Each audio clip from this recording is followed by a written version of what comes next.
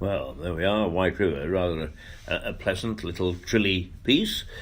And this is Rouser Radio, broadcasting from Lewes, on the south coast of England. I know that we have a lot of international listeners because this is www. Isn't it? We have theory of broadcasting around the world. And we are not Lewes, Delaware. We are Lewes in the UK on East Sussex coast. Well, we're not quite on the coast.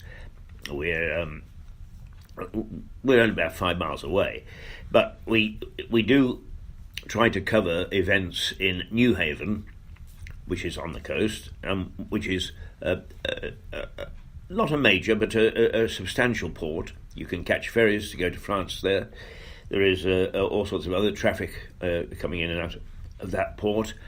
But perhaps one of its great claims to fame is that it was where the Canadian Army were launched in, I think it was 1941 or 42, on the Dieppe raid, which was a forerunner to the Normandy landings and an attempt to find out what would happen. And what happened was that a lot of Canadians got killed.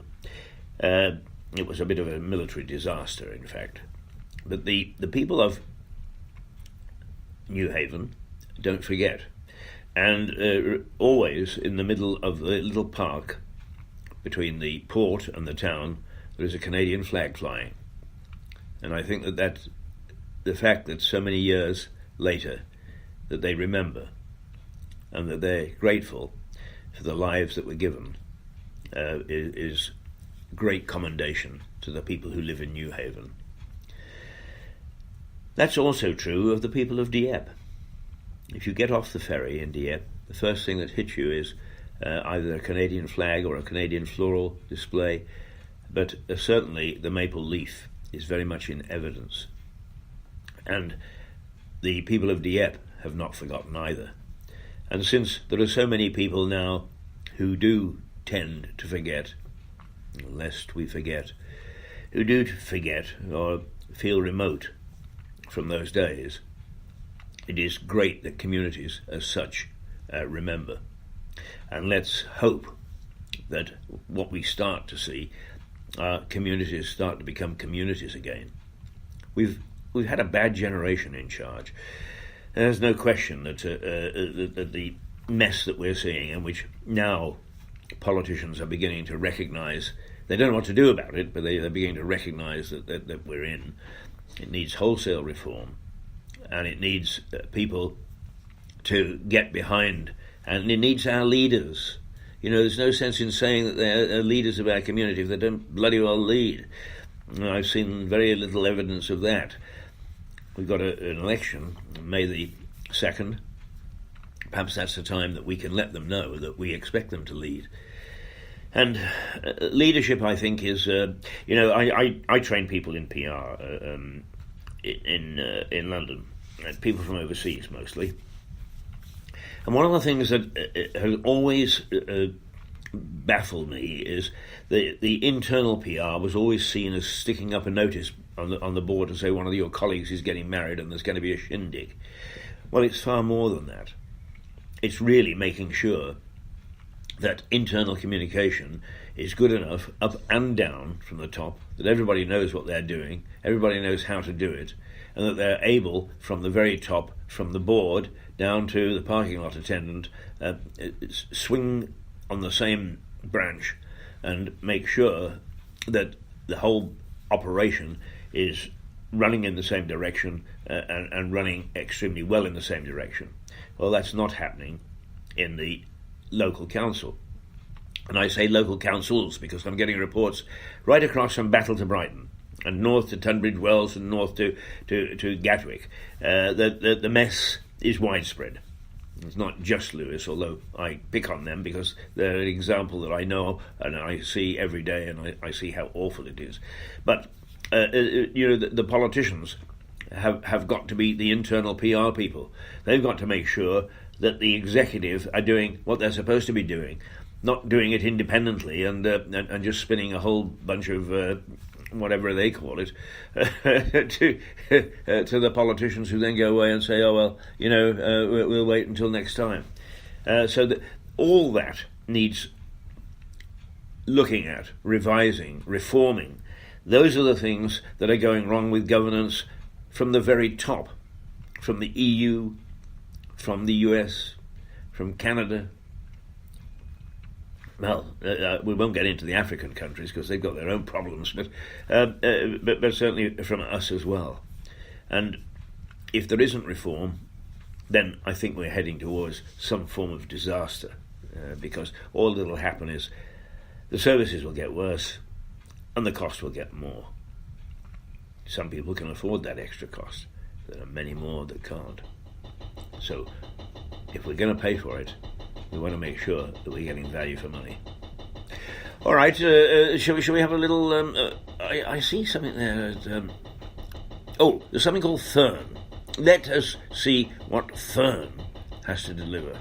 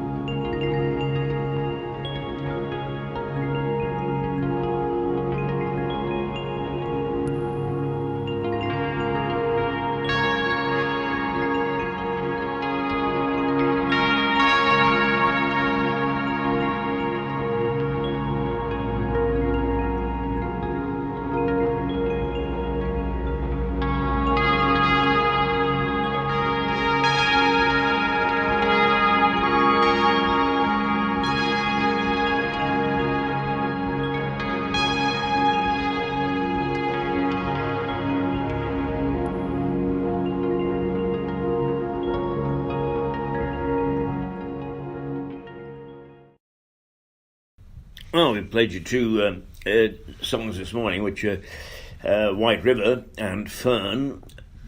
Gentle little numbers, really, rather pleasant.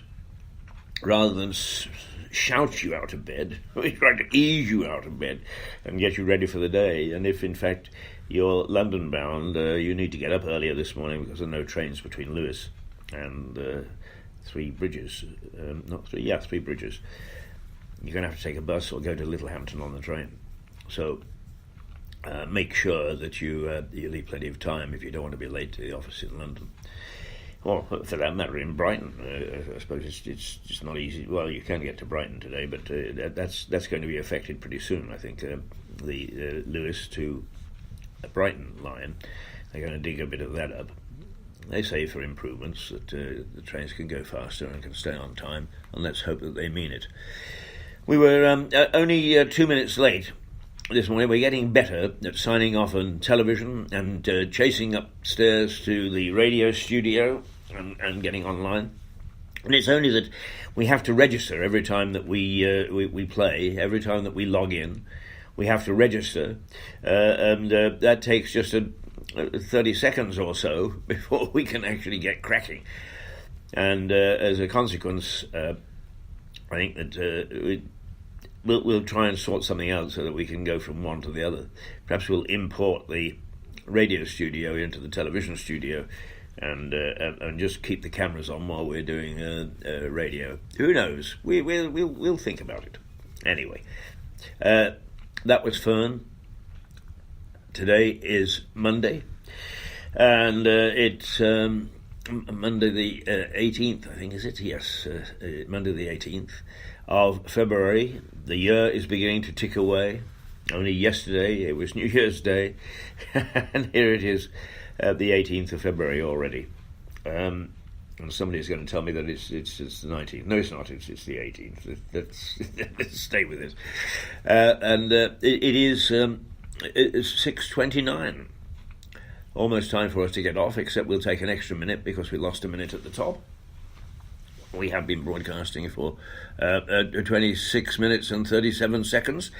Some people will say that's far too long, and maybe it is. Just very quickly running through one or two things this morning that are worth talking about, I think. Spanish warships. They were ordering British commercial ships out of Gibraltar waters. The Royal Navy rushed in and said no. But to me, that's the sort of thing that is happening at the top.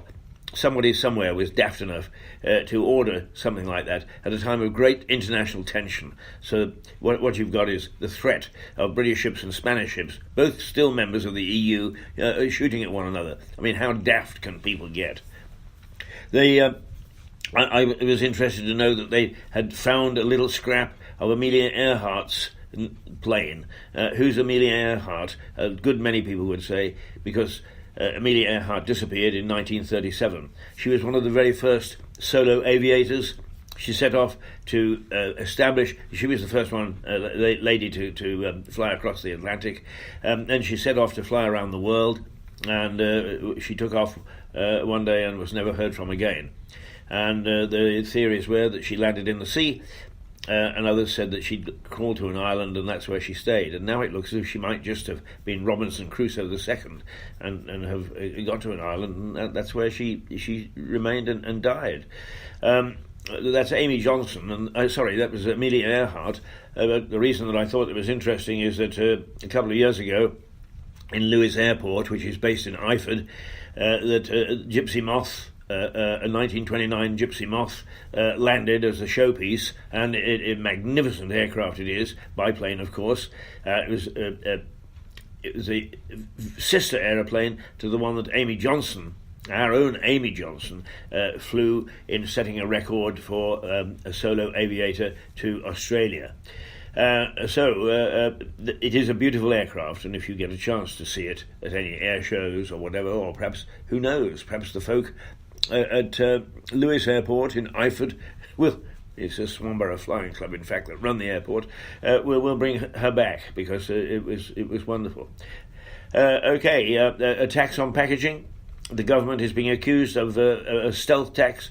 They have put a tax on plastic packaging, but now admit that the money that's raised will just go into the general revenues and not be used for any sort of campaigns to stop us polluting everything with plastic.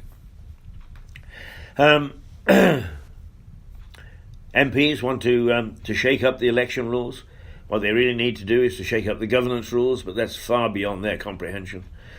And there's a shake-up of train fares so that we can get the best value from bringing to point A to point B, instead of having to buy 27 different tickets to do that. That's it. That's what was on Monday morning. That's what it's all about. We shall be back tomorrow. We shall rant and we shall rave, and we shall keep on at the Lewis Council and at all the councils in between Battle and Brighton up to Gatwick and to Tunbridge Wells.